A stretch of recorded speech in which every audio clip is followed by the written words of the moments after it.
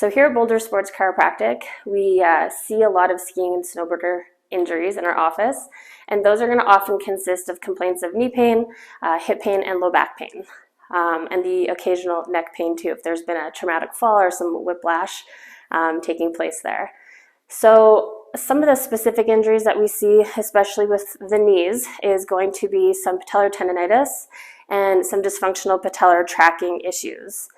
This really stems from a couple different reasons.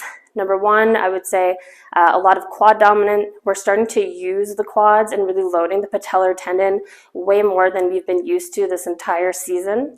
And so with that, if we don't have the strength to maintain that, we're going to start to see some pain and inflammation starting to develop. The other thing that we can also see is some patellar tracking issues.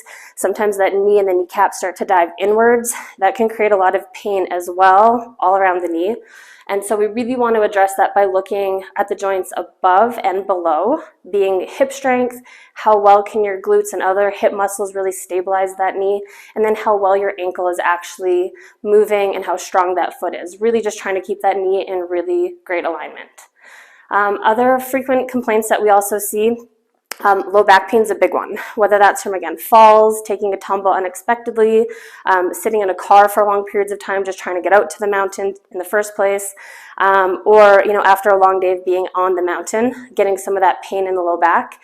It really often stems from muscle compensation in that whole core area, meaning that we're starting to use certain low back muscles entirely way too much, and we're not relying enough on those deep intrinsic core muscles or some of our lateral core muscles, in conjunction with really using our hips, loading the glutes, making sure they're nice and strong, and then also making sure we're nice and flexible in the joints above that low back. So a lot of that thoracic mobility, really important. So in the office, when it comes to patients complaining of low back pain after a day of skiing or snowboarding, typically it can be from a couple different things, whether that's just spending a long day out on the slopes, just really lacking that muscle endurance to stay nice and strong in the core.